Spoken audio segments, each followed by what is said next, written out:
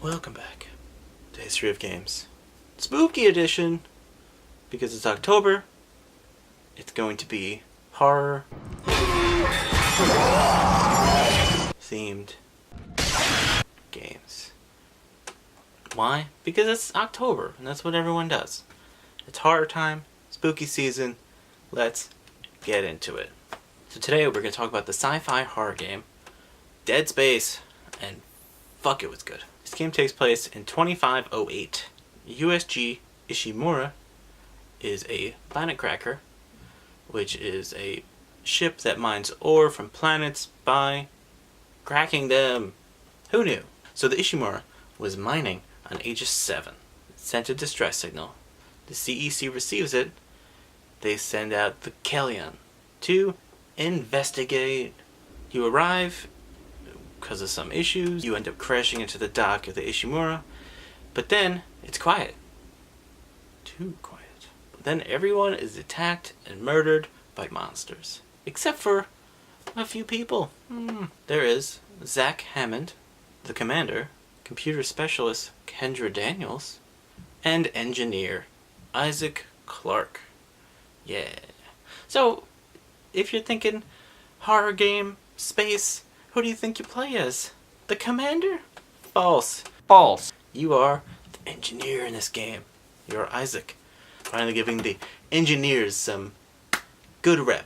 So, because you're the engineer, you pretty much get sent on some bitch missions. Hey Isaac, go fix this. Get to the medical deck and find that rig as fast as you can. Hey Isaac, go fix that. I need you to get that centrifuge operational. And you're like, fuck. Even though when you fix things, they're like super easy, just like putting it into place and fixed.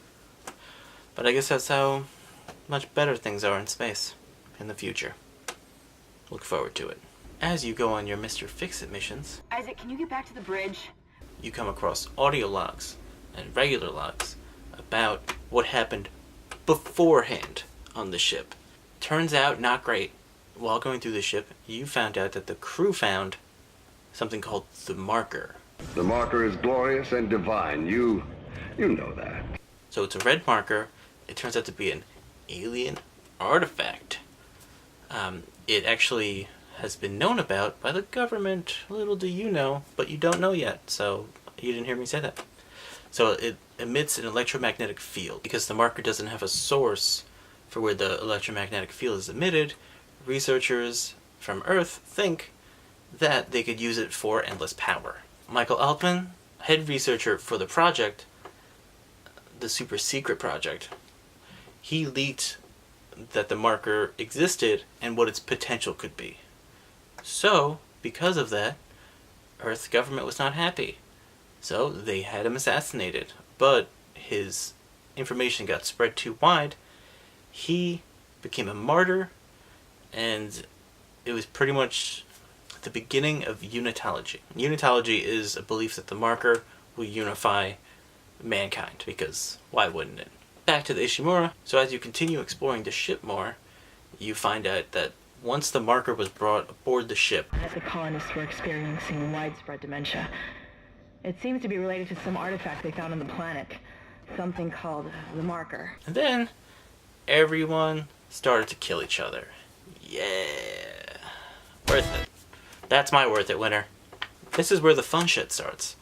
There's an alien virus encrypted into the marker's genetic coding. All the corpses on the colony get turned into necromorphs, which are grotesque little monsters that murder people and then spread the plague some more. As you go, Hammond is all like, I don't know what the marker is, I don't know. I don't know anything about that. What is it? It couldn't, maybe it's just a marker, you're right with it. But Daniels is like, hey, he's full of shit. You're lying.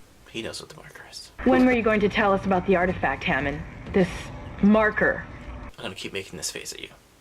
And then that means he knows what the marker is. Got it? And you're just like, I'm an engineer. The Ishimura is where his girlfriend was. Yes. Great. His girlfriend Nicole was on the Ishimura. Senior Medical Officer Nicole Brennan transmitting ship-wide. But they are talking, so she's alive. But they are unable to meet up due to shit constantly happening. I can't get over to you, but I'll find a way. So you fix more shit because you are the motherfucking engineer. Bitch. So you send out a beacon to attract a military ship, the USM Valor. Hammond then figures out that the Valor was sent to destroy the Ishimura. Probably because of all the fucking zombie dudes on it. As it needs a new Singularity core, but we can probably salvage one from the Valor.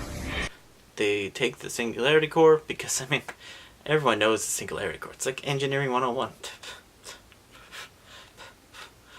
So they get the fuck out of there. With the core. As you escape, Hammond gets totes murdered. Sad face. Call the tunnel!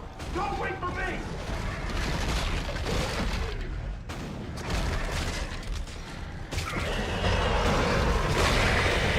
You were then contacted by Dr. Kine. My name is Terrence Kine. And he tells you, bring the marker back to the planet, because that will subdue the creature that controls all the necromorphs. You're like, I'm an engineer.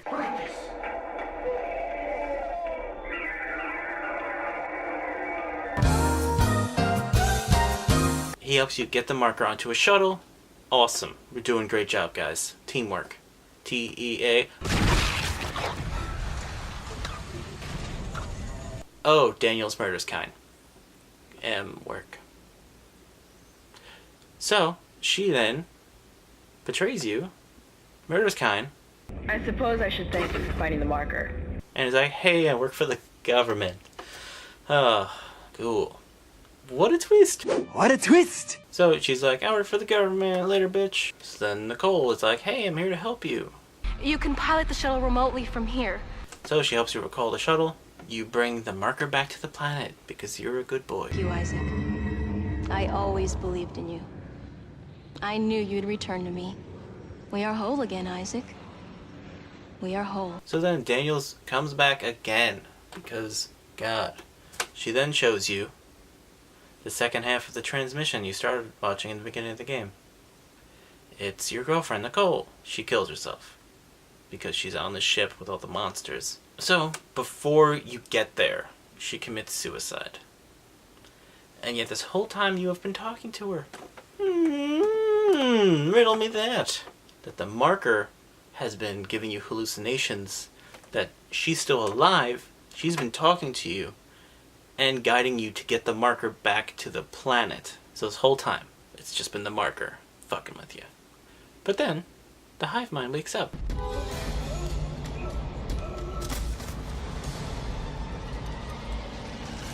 Oh my god.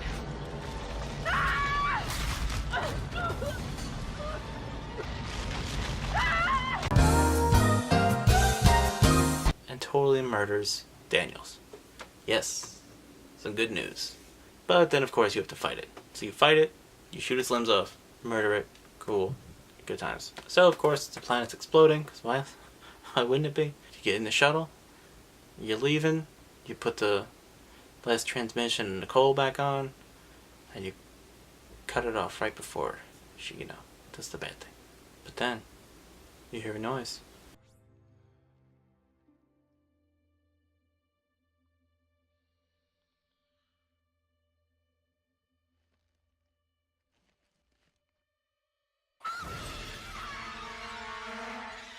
Development. So this game was originally going to be System Shock 3, and it was later redone and completely revamped after Resident Evil 4. So they kind of were like, hey, Resident Evil 4 had some good concepts. Let's add some new shit. Glenn Schofield wanted to make the most terrifying game ever. This was actually originally planned to be on the regular Xbox. The game was originally announced in 2007, and it released in 2008. October. Spooky time. What a coinky. It came out for PS3, 360, and PC. So one of the big issues with the PC release is it had DRM. So it required online authentication in order to play. And on top of that, you were only able to install the game 5 times. And after those 5 times, the game was useless. The code, the game, useless. You could do anything with it. It was an attempt to fight piracy. April 2009, they removed the DRM. Cool. So there was a lot that went into the marketing of this game. So a 6-book comic series that came out, it was about the marker on Aegis 7. So all that past bullshit, all in the comic series, which is pretty cool. There was an animated movie made called Dead Space Downfall. which was pretty much everyone getting murdered on Ishimura. That's fun. That I actually didn't watch. Dead Space community manager Andrew Green said that Japan, China, and Germany banned the game because it was too violent. But that turned out to be a bunch of bullshit. They're just trying to stir some shit up, get some more buzz around it, because it was pretty graphic. But not banned. Reviews! This game reviewed fairly well. Considering it's a horror game, it's back when this came out, it was a way smaller audience, because nowadays there's like an indie horror game coming out every like 2 months, which is awesome. I totally support shit like that. Yes. This game got like pretty solid 8 average, and the reviews were pretty much about film-worthy script. While some other reviews were like, you're just doing tedious tasks and then shooting shit and then tedious tasks. And it's like, yeah, that's not wrong. I really like this game. This game was fantastic. I 100%ed it on PS3. My favorite thing about this game is the dismemberment. So you have to shoot limbs off to kill the monsters, because if you just sit there and shoot them in the chest, you'll run out of ammo completely. So it's all about shooting. You shoot a leg off, you shoot an arm off, you pop their head off, victory. I thought the environments were really well done. It wasn't just a game of jump scares. They had a few, obviously, but every horror game kind of has to, I guess. It's the law they follow, apparently. But the environments were really good. I really liked the story. I liked the end twist where it was like, hey, she's dead the whole time, cool. Some of the missions were like, hey, go fix this thing, and then you have to go over here and fix that thing because of this reason. That happens, but, I mean, you explored the ship. The ship was big. Very creepy environments. Voice acting was solid. No complaints there. No cheesy cheese. I really liked the upgrading system. How you upgrade each gun. I liked how there was no HUD or heads-up display. That everything was on you. Your ammo was displayed on the gun. Your health was displayed on your spine. There was no bars around the screen or anything like that. It was all there. They initially wanted to have it so you couldn't pause the game at all. It was always real time. Not being able to pause would be terrible. Kinda awesome, but terrible. There should be a mode instead of just everything. But you going through the menus is real time. Another thing that I really liked, every enemy can absolutely murder you. If you don't do anything, any enemy can like cut your head off, or cut you in half, or worse. One thing they didn't do was skip on how you get murdered. Super fast murder montage.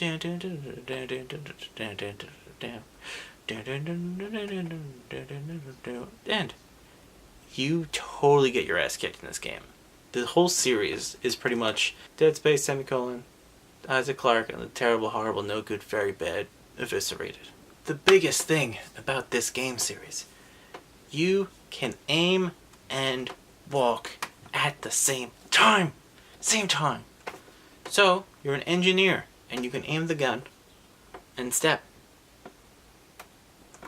But, in some other series, you have to fucking stand still. You're like, hey, I'm gonna aim, and keep my feet fucking planted right here, bro. They're not moving one bit.